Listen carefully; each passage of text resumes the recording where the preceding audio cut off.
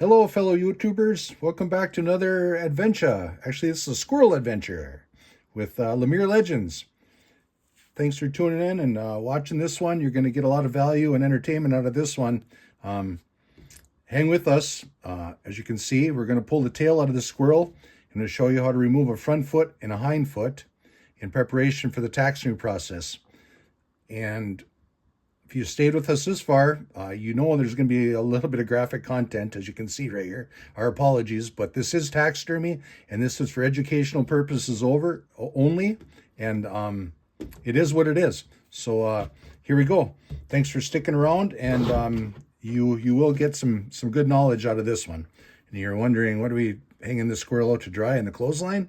No, actually, they have a tail splitter on the market that you can use. It's similar to this, but this, on a fresher squirrel, this is the ticket right here. All you need is a 10-cent clothespin. What you do is we cut the tail from the carcass off up here, and we're going to use this whole tail for a reference. Like I had said in the previous episode, that we're going to show you how to wrap a tail instead of spending, I don't know, $10, maybe up to $20 now for a foam squirrel tail with a wire through it that attaches to your mannequin. We're going to show you how to make your own for little or nothing, just using this for reference. So what we did here is, of course, we severed it right at the base of the rump of the squirrel off the carcass. And I'm sorry we didn't show you the carcass video, but you know, this day and age, everything's a little bit awkward, so we'll leave it at that. But anyways, we got a nice bushy tail here. You can feel down in this area here, and especially down at the tip of the tail right here. Okay, we have some flexibility there. This is not freezer burned. This was harvested last fall. Nice prime fuzzy squirrel, and it was vacuum packed. So we're in good shape. This tail should pull out of here easy, but you know, if you watched our Pompino or Pompano video with the fish that we previously did, you know, stuff happens when squirrels party naked. So anyways, here we go. We got our clothespin. We just work this down. I always use just a utility knife. People prefer an X-Acto knife or a little fur skinning knife. But I learned with this. I do a lot of things, a lot of whitetails with this. Of course, I put it in the knife to do a whitetail. But, I mean, this is all you really need. You don't need a 17-inch buck knife to carry on this kind of a taxidermy tradition. So whatever you're comfortable with, whatever you want to learn with, but I just like these. You can sharpen them a time or two, and you could buy a 100-pack for $15. So that's what I like to roll with. So here we go. So right there, fits right on the tail, just like that. What you want to do now is you want to squeeze this clothespin tight, especially as you get towards the tip down here. That last inch or two is a little bit tricky. If you're not squeezing this tight, what's going to happen is you're going to tear the end of your tail off. You're going to break the bone, and this part of the bone is going to stay in the tail, and you're going to break it off. So make sure, this is a secret. You need to keep constant pressure with your thumb and your pointer finger on each side of that clothespin. You take some sort of pliers where you can get a good grip on everything. And I like to just come maybe 3/4 of an inch away from the clothespin. You can do it up here, but what's going to happen is there's too much meat up here, and it's going to slip off as you put torque down here. So 1/2 inch, no more than an inch away. Get a good bite. The wider this, the better. So you get some, so to speak, gription on it. And away we go, just like the squirrel hangs on a tree with gription, right? All right, here we roll. Okay, tight. And what you're going to do is we're going to pull the clothespin this way, and we're going to pull our pliers that way, opposite directions. Okay, and you don't want this leather side or this skin in your clothespin, so you want to keep it away. All right, see that? So here we go. And you just twist it, and you'll feel when it starts to go, just like that. And see, I held it tight. We pulled it right to the very tip of the tail. It's all intact. We didn't wreck anything. Now, on raccoons, foxes, and a little bit bigger mammals, medium-sized mammals, you would want to split this tail all the way down. And what really works well on animals like that is to pull the tail and then come back in with your skinning knife And if this were a skinning knife on a different animal, not the squirrel, but you could go right in here, you could feel where you're at, and you could zip this open. It'd only take you a few seconds with your knife to do that. This would be a little more cumbersome to get in there because of the design of the blade. So you'd probably want to use a skinning knife for that. But on the squirrel, there is no, you can see there is no fat inside of there. Okay, so we're not going to bother. Our tanning will get right up inside of that. You don't have to flesh all that out. But like I said, on a fox and a raccoon-sized mammal, medium-sized mammals, you'd want to split that tail. But we don't have to do that. As long as our tanning cream is going to get up in there and a little bit of dry preservative, we're going to be in good shape. So, okay, we're going to keep this for reference. In the next episode, or possibly one after it, we're going to show you how to reconstruct the mannequin. We had 3 parts in the previous one. We're going to use that. We're going to basically Frankenstein, Squirrelstein a mannequin, 3 mannequins to make one fox squirrel mannequin. And we're going to show you how to wrap a tail for your squirrel. So anyways, back to where we're at now. Try not to get ahead of things. This is a hind foot. Like I said, we're going to do a hind foot. We're going to do a front foot. And what I did here, I just to save a little time, I split it just a little bit so I knew which feet I was going to use, which front foot and which hind foot. I just split it just a little bit so that we don't get a bunch of graphic content in here. Of course, like I said, it's everything's a little different these days. So our apologies for that, and I hope you're getting some value out of this, and continue watching our series of everything under the sun taxidermy related that we can come up with. So please like, share, and subscribe. But anyways, here's our hind foot. Okay, what we did when we skinned it off, we took it right down to the top of this knuckle right here. Okay, we got the whole foot where the pad is. We just severed it off right there. So that's where you want to begin your incision, right at the top of that joint right there. And what you want to do is you just want to come from the fur right down to the toes. Just one nice smooth line. This is going to be too critical. You want to make it a nice line. You don't want to chop this up and have your knife blade slide over off the pad onto the fur. That's just unnecessary sewing. But if you make it nice and clean, the squirrel's going to be climbing. This is going to be up against a tree. You're never going to see that anyhow. So just make a nice clean incision. You don't have to waste a lot of time. Whatever you're comfortable with. Okay, and you want to stop right there. Okay, you don't want to roll that any farther than that. You don't want to come to the fur. Where the orange is on the fur, you want to stay on the pad. And then what we're going to do is we're just going to put this on the table. A little tension right here on the fur. See, the camera's picking that up. Yep, okay. A little tension on the fur. And we're just going to work that meat, the tendons in that bone away from your skin. And this really is I believe on any size squirrel, this is really the tedious part of the project.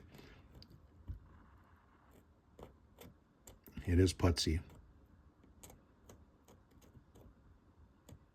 Now when you do that, don't put so much pressure on your knife that you cut through the skin onto the show side, onto the, if you don't want to cut through here and have your knife come out this side, then you just got more repair to do. So take your time.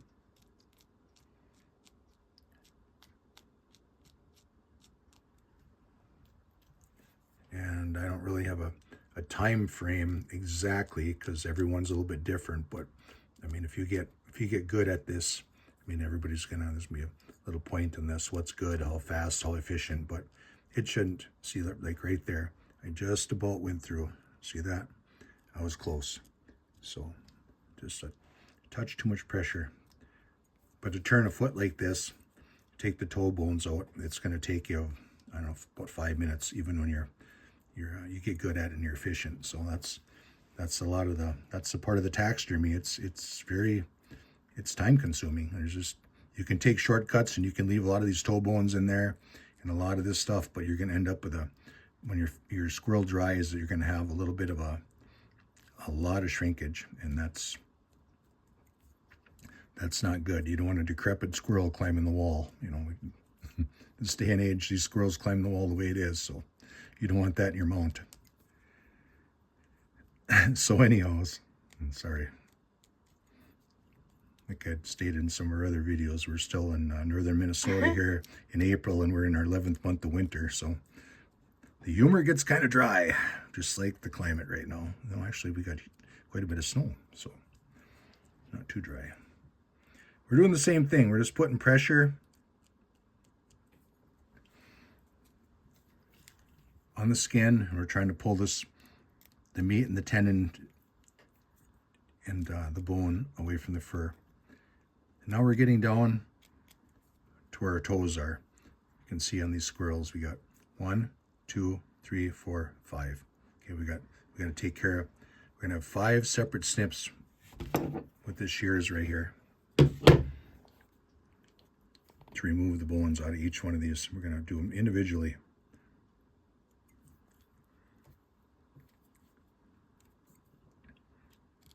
Just keep working this around, pulling it down. Now, if you've got a squirrel that hasn't been properly wrapped and taken care of in the freezer, in a year's time, your freezer's running somewhere around 0 to 20 degrees Fahrenheit, you might as well forget it. You're only going to get the bones down this far, and that's it. You're going to have to put it in some kind of a prep, a saltwater bath, a citric acid pre-prep to your tanning, and you're gonna have to break it down a little at a time, or just say, you know what, just there's fluids on the market that you can inject your stuff with. But in all the years of taxidermy, I never cared for the needles, and I don't really like to inject. I know a lot of guys will inject their duck feet for shrinkage and all that, but I mean, if it was really critical, I would rather buy a set of artificial feet for a duck than sit there and inject stuff with a needle. I never got into that. It's just a little bit, wasn't my cup of tea, I guess. Same thing on a squirrel. You can put some fluid inside of here, you know, inject these toes so you don't have to remove all these bones. Save yourself a little bit of time, but I don't like the needle idea. Never have, and you know, I really never learned to do it because I never cared for it. To repeat myself for the 17th time, but we're just trying to fill in a little time here, try not to bore you, and give you some good value for your time. So, okay, so we got our toes. What I did is I took my knife and I worked in between the webbing of each toe bone. So there's between those, and that one. All right, now on a fresher squirrel, little trick of the trade here is if you take, again, your pointer finger and your thumb, just like when we took the clothespin, we pulled the tail, you hold on to that. You can feel where the claw is right here. What you want to do, you want to get in there and you just want to get a little bite, and you just want to roll that. Okay, you can see that right there. I ripped it just a little bit, and I saw that, so I stopped.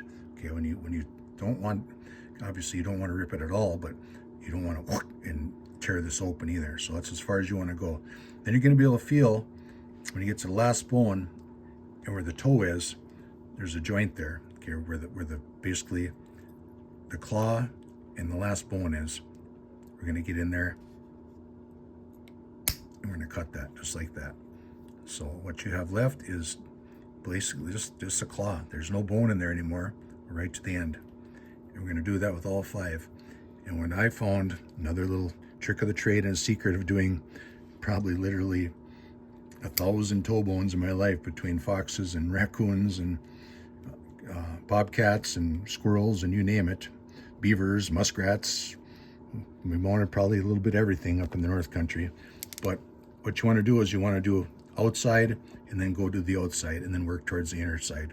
You don't want to do that one and then try and get in here. It seems to work out a lot better when you do the outside ones and work towards the center. And again, maybe just personal preference, but it'll help you out. See, now I cut one joint up too far. Not a big deal. We're just going to get my thumb and my finger in there, just like that. Okay, and there's that last bone right there, right to the toe. There's a knuckle right there. Okay, we got rid of that. So that's 2 down, just like that.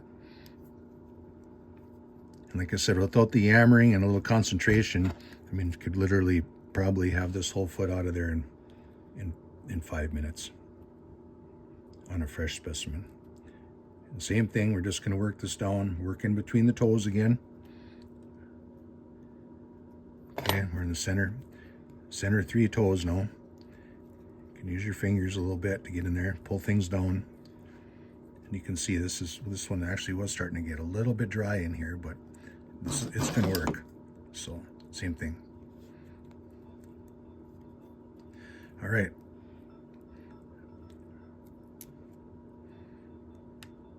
Just like that. And there's a toenail right there. We're going to cut that off.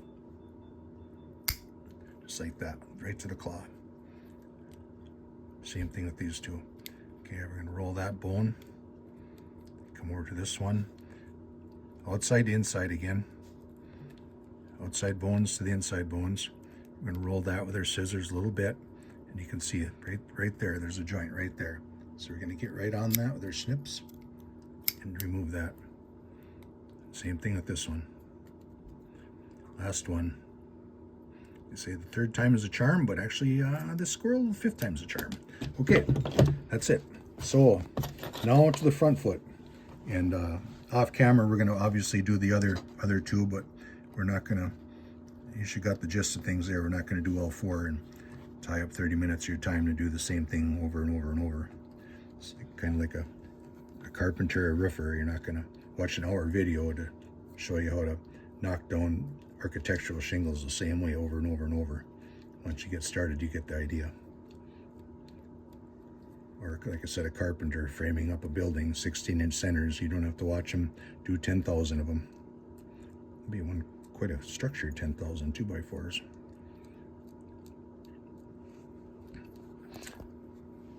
So same thing. We just split there to there, and again, I started it ahead of time. There was a joint up here. I kind of cut it up on where I felt comfortable, so I put maybe 1.5 inch incision here is all I'm really doing on this bigger squirrel. And I came right down again, right to just between the toes. You don't want to split in between the toes. You want to stop just shy of that. And we're going to do the same thing. You just want to put a little bit of pressure here so you can distinguish between the skin, the tendon, the bone, and the meat, basically. Just want to split that apart.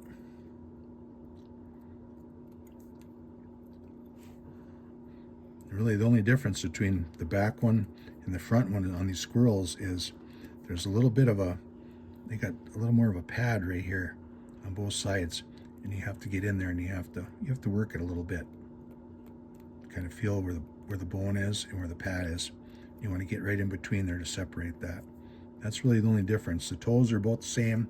The way you want to work them down with your shears, you want to get in between each one. And of course, we just got the 4 on this one. We don't have the 5th. So anyways, we're going to continue on this. We appreciate watching. Thanks for the time, and stay tuned. We're gonna eventually make the squirrel really look like something taxidermied and on the wall. So thanks for watching. Please like, share, and subscribe so we continue to bring you this kind of content, and we really appreciate it. Catch you again for another adventure.